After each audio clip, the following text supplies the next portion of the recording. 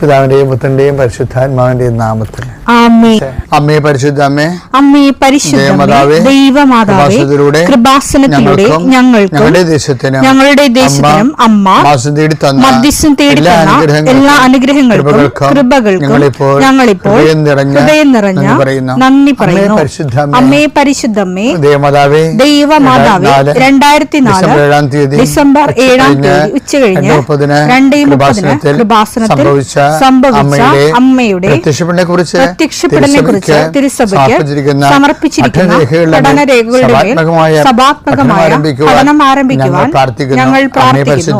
അമ്മേ പരിശുദ്ധമേ, ഭൂസ്വർലോകങ്ങളുടെ രാജ്ഞിയായ അങ്ങേയ്ക്ക് ഭൗമസംരക്ഷണത്തിനായി പ്രപഞ്ചപ്രകൃതിയെ തന്നെ തിരുസഭ പ്രതിഷ്ഠിക്കുവാൻ ഈ പ്രത്യക്ഷീകരണം വഴി ഇടയാക്കണമേ. പരിശുദ്ധമേ, ജപമാല മാതാവേ, സകല കൃപാസനം പ്രാർത്ഥനയോടും ചേർത്ത് ഞങ്ങളിപ്പോൾ പ്രാർത്ഥിക്കുന്ന ഈ കുടുംബത്തിന്റെ പ്രത്യേക നിയോഗം പറ മക്കളെ.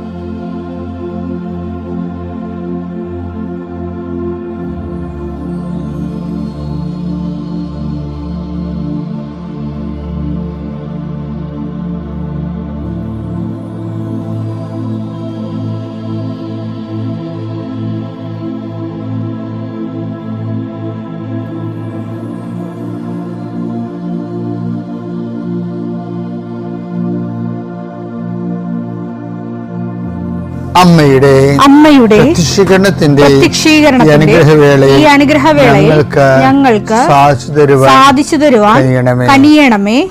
ആമേൻ. വിശ്വാസ പ്രമാണം. സർവശക്തനായ പിതാവും ആകാശത്തിന്റെയും ഭൂമിയുടെയും സൃഷ്ടാവുമായ ദൈവത്തിൽ ഞാൻ വിശ്വസിക്കുന്നു. അവിടുത്തെ ഏകപുത്രനും ഞങ്ങളുടെ കർത്താവുമായ ഈശോ മിശിഹായിലും ഞാൻ വിശ്വസിക്കുന്നു. ഈ പുത്രൻ പരിശുദ്ധാത്മാവിനാൽ ഗർഭസ്ഥനായി കന്യകാമറിയത്തിൽ നിന്ന് പിറന്ന് പൊന്തിയോസ് പീലാത്തോസിന്റെ കാലത്ത് പീഡകൾ സഹിച്ച് കുരിശിൽ തറയ്ക്കപ്പെട്ട് മരിച്ച് അടക്കപ്പെട്ട് പാതാളങ്ങളിൽ ഇറങ്ങി മരിച്ചവരുടെ ഇടയിൽ നിന്ന് 3-ാം നാൾ ഉയർത്ത് സ്വർഗത്തിലേക്ക് എഴുന്നള്ളി സർവശക്തിയുള്ള പിതാവായ ദൈവത്തിന്റെ വലതുഭാഗത്തിരിക്കുന്നു. അവിടെ നിന്ന് ജീവിക്കുന്നവരെയും മരിച്ചവരെയും വിധിക്കുവാൻ വരുമെന്നും ഞാൻ വിശ്വസിക്കുന്നു. പരിശുദ്ധാത്മാവിലും ഞാൻ വിശ്വസിക്കുന്നു. വിശുദ്ധ കത്തോലിക്കാ സഭയിലും പുണ്യവാന്മാരുടെ ഐക്യത്തിലും പാപങ്ങളുടെ മോചനത്തിലും ശരീരത്തിന്റെ ഉയർപ്പിലും നിത്യമായ ജീവിതത്തിലും ഞാൻ വിശ്വസിക്കുന്നു. ആമേൻ. സ്വർഗ്ഗസ്ഥനായ ഞങ്ങളുടെ പിതാവേ, അങ്ങയുടെ നാമം പൂജിതമാകണമേ. അങ്ങയുടെ രാജ്യം വരണമേ. അങ്ങയുടെ തിരുമനസ് സ്വർഗത്തിലെ പോലെ ഭൂമിയിലും ആകണമേ.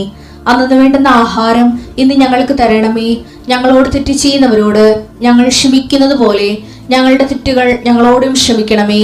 ഞങ്ങളെ പ്രലോഭനത്തിൽ ഉൾപ്പെടുത്തരുതേ, തിന്മയിൽ ഞങ്ങൾ രക്ഷിക്കണമേ. ആമേൻ. നന്മ നിറഞ്ഞ മറിയമേ, സ്വസ്തി. കർത്താവ് അങ്ങയുടെ കൂടെ സ്ത്രീകളിൽ അങ്ങ് അനുഗ്രഹിക്കപ്പെട്ടവളാകുന്നു. അങ്ങയുടെ ഉദരത്തിൻ ഫലമായി ഈശോ അനുഗ്രഹിക്കപ്പെട്ടവനാകുന്നു. പരിശുദ്ധ മറിയമേ, തമ്പുരാന്റെ അമ്മേ, പാപികളായ ഞങ്ങൾക്ക് വേണ്ടി ഇപ്പോഴും ഞങ്ങളുടെ മരണസമയത്തും തമ്പുരാനോട് അപേക്ഷിക്കണമേ. ആമേൻ. കർത്താവേ, നിന്റെ ഉന്നതമായ നാമത്തിന് സ്വസ്ഥം ചെയ്യുന്നു. കർത്താവെ, നിന്റെ വിശുദ്ധ പൗരോഹിത്യത്തെ മഹത്വപ്പെടുത്തണമേ. കർത്താവെ, സഭയിലുള്ള സാന്നിധ്യം പ്രകടമാക്കണമേ. 19 വർഷം ഞാൻ അർപ്പിച്ച കൃപാനയുടെ യോഗ്യതയാൽ കൃപാസനത്താറെ ജീവനോടെ പ്രത്യക്ഷപ്പെട്ട മാതാവിൻ്റെ മാധ്യസ്ഥതയെ ആശ്രയിച്ചുകൊണ്ട് ഇന്നത്തെ ജീവിതം കരുപിടിപ്പിക്കാൻ വേണ്ടി ആഗ്രഹിക്കുന്ന എല്ലാവരെയും ഞാൻ കർത്താവിന് തിരുസന്നിധി സമർപ്പിക്കുന്നു. ഇന്ന് നീ അനുഗ്രഹിക്കേണ്ട മക്കളെ എവിടെയെല്ലാം തങ്ങൾക്കൊരു സഹായം കിട്ടിയിരുന്നെങ്കിൽ അത് ആരോഗ്യപരമായ, സാമ്പത്തികമായ, സാമൂഹികമായ കൂട്ടായ്മയാകാം, ഒരു സഹായം കിട്ടിയിരുന്നെങ്കിലും ആഗ്രഹിക്കുന്ന എല്ലാവർക്കും അവിടെ യാതൊരു യോഗ്യതയും നോക്കാതെ ദൈവത്തിൻ്റെ അനർഗളമായി നിർഗളിക്കുന്ന കാരുണ്യം കൊണ്ട് അവരെ not by merit but by ഗ്രേസിൽ വർക്ക് ചെയ്യാൻ, അവിടെ കഴിവ് കൊണ്ടല്ല അങ്ങയുടെ കൃപ കൊണ്ടെന്ന രീതിയിൽ വർക്ക് ചെയ്യുന്ന ഒരു അനുഭവം കൊടുക്കാൻ വേണ്ടി പ്രാർത്ഥിക്കുന്നു. ലോകമെമ്പാടും പ്രാർത്ഥന കൂടുന്ന എല്ലാ മക്കളെയും ഞാൻ ആശീർവദിക്കുന്നു. പരീക്ഷ എഴുതുന്നവരെ, റിസൾട്ട് നോക്കാൻ പോകുന്നവരെ, നോക്കുന്നവരെ കർത്താവരുടെ മനസ്സിന് ഭാരമില്ലാതെ ലളിതമായ സന്തോഷത്തോടെ ഇരിക്കാനും ഉന്നതമായ വിജയം കൈവരിക്കാൻ ഇടയാക്കാൻ പ്രാർത്ഥിക്കുന്നു. ഈ പ്രാർത്ഥന കൂടുന്നവർക്കെല്ലാം കർത്താവിൻ്റെ സമാധാനം അവകാശമാകുകയും ഓഹരിയാകുകയും ചെയ്യട്ടെ. നിത്യപിതാവും പുത്രനും പരിശുദ്ധാത്മാവുമായ സർവ്വശക്തനും എന്നേക്കും ആമേൻ.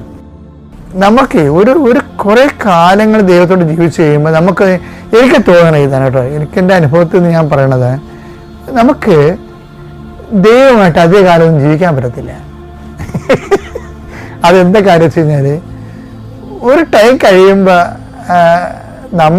നമ്മൾ എങ്ങനെയൊക്കെ ഇങ്ങനെ ഈ ഒരു ഡയലോഗ് ഉണ്ടല്ലോ, വിനയം വാരിക്കോരി മുഖത്ത് തേച്ചാലും ഉള്ളിലുള്ള ഫ്രോഡ് പുറത്തു വരുമെന്ന് പറഞ്ഞു വരാൻ, നമ്മൾ ദൈവത്തിൻ്റെ മുമ്പിൽ എന്ത് അഭ്യാസം കാണിച്ചാലും ദൈവത്തിന് അസസ്മെന്റ് ഉണ്ട്. 2 Corinthians 13:7 വായിച്ചേ. എന്നാൽ നിങ്ങൾ തിന്മ പ്രവർത്തിക്കരുതേ എന്നാണ് ദൈവത്തോടുള്ള ഞങ്ങളുടെ പ്രാർത്ഥന. ഞങ്ങൾ പരീക്ഷയിൽ വിജയിച്ചവരായി കാണപ്പെടണമെന്നില്ല. ഞങ്ങൾ പരാജിതരായി കാണപ്പെട്ടാലും നിങ്ങൾ നന്മ പ്രവർത്തിക്കണം. കാര്യം ഞങ്ങളുടെ പരാജയം എന്ന് പറയുന്നത്, ചിലപ്പോൾ ഈ ലോകത്ത് ഈശോയുടെ ജീവിതം അവസാനം നമ്മൾ നോക്കുമ്പോൾ ഒരു 33 വയസ്സിൽ ഈശോയ്ക്ക് മരിക്കേണ്ടി വന്നില്ലേ. അപ്പോഴേ പുറമെ ലോകം നോക്കുമ്പോൾ അതൊരു പരാജയമായി തോന്നും. പക്ഷേ എന്തുകൊണ്ടാണ് ഞങ്ങൾ പരാജിതരായി കഴിഞ്ഞാലും നിങ്ങൾ വിജയിക്കണമെന്ന് പറഞ്ഞതിൻ്റെ കാരണം വെച്ച് കഴിഞ്ഞാൽ, ഈ പരാജയം എല്ലാം കാണുന്ന ഒരാളിന് വേണ്ടിയാണ് നമ്മൾ ഈ പരാജയപ്പെട്ട് കൊടുക്കണത്. ചിലയിടത്തൊക്കെ നമ്മൾ ക്ഷമിക്കുമ്പോൾ നമുക്ക് ലക്ഷങ്ങളാണ് നഷ്ടപ്പെടുന്നത്, അറിയാമല്ല. ചിലയിടത്തൊക്കെ നമ്മൾ കള പോട്ടെന്ന് വെച്ച് കഴിഞ്ഞാൽ ആ നാട്ടിൽ നമ്മുടെ വില പോകും. അതുകൊണ്ടാണ് ആൾക്കാർ ഗുണ്ടകളെ വെച്ച് തിരിച്ചു തരണത്. പക്ഷെ നമുക്കത് പറ്റത്തില്ല.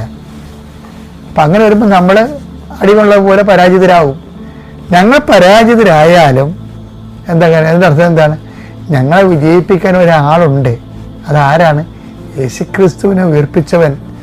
അവനോടുകൂടി ഞങ്ങളെയും ഉയർപ്പിക്കും. അതായത് അവൻ്റെ നിത്യരക്ഷ ഉയർപ്പ് കണ്ടുകൊണ്ടാണ് ഞങ്ങൾ ഈ പരാജയപ്പെട്ട് കൊടുക്കുന്നത്. ഇപ്പം ഞങ്ങളുടെ പരാജയം കണ്ടുകൊണ്ട് നിങ്ങൾ ആ രീതി കണക്കാക്കരുത്. എന്ത് രസമാണെന്നോ ഈ പൗലോസിൻ്റെ വ്യാഖ്യാനങ്ങൾ. അത് ജീവിതാനുഭവങ്ങളാണല്ലോ അത്. അപ്പം അതുകൊണ്ട് എപ്പോഴും നമ്മൾ ശ്രദ്ധിക്കേണ്ടത്, ക്രിസ്തു നമ്മളിൽ രൂപപ്പെട്ടു വരാൻ വേണ്ടിയുള്ള ഈറ്റുനോവായിട്ടാണ് ഈ പൗലോസ് ഇതൊക്കെ തേങ്ങലുണ്ടാകുന്നത്. ആ ഗലാത്യർ 4:19. എന്റെ കുഞ്ഞുമക്കളെ ക്രിസ്തു നിങ്ങളിൽ രൂപപ്പെടുന്നത് വരെ ഇടിവെട്ട് ക്രിസ്തു നിങ്ങൾ രൂപപ്പെടുന്ന വരെ വീണ്ടും ഞാൻ നിങ്ങൾക്ക് വേണ്ടി ഈറ്റുനോവ് അനുഭവിക്കുന്നു. നമുക്കുണ്ടാകുന്ന പരാജയങ്ങളെല്ലാം ക്രിസ്തു നമ്മൾ രൂപപ്പെട്ട് വരാനുള്ള ഈറ്റുനോവായിട്ട് മാറണമെന്നുള്ളതാണ് പൗലോസിൻ്റെ ഒരു. ഇത് നിങ്ങൾ ജീവിതത്തിലേക്ക് ഒരു പ്രാവർത്തികമായി കഴിഞ്ഞാൽ ദൈവത്തിന് തോന്നും നമ്മൾ ദൈവത്തിൻ്റെ ആളാണെന്ന് തോന്നാനല്ല, സത്യമാണല്ലോ അത്. അങ്ങനെ വരുമ്പോൾ ദൈവത്തെ കൊണ്ട് എന്ത് പ്രയോജനം നമുക്കെന്ന് നമ്മൾ കഴിഞ്ഞ ആഴ്ചയിലൊക്കെ ചിന്തിച്ചായിരുന്നു. അങ്ങനെ ആൾക്കാർ ചിന്തിക്കണമെന്ന് ഞാൻ പറഞ്ഞായിരുന്നു. നേരെ തിരിച്ചിടണം. എന്താ നമ്മളെ കൊണ്ട് ദൈവത്തിന് എന്ത് പ്രയോജനം? അങ്ങനെ ചിന്തിച്ചാൽ ഉടമ്പടി പെട്ടെന്ന് ഫയറാകും. കർത്താവ് നിങ്ങളെ അനുഗ്രഹിക്കട്ടെ. Praise the Lord.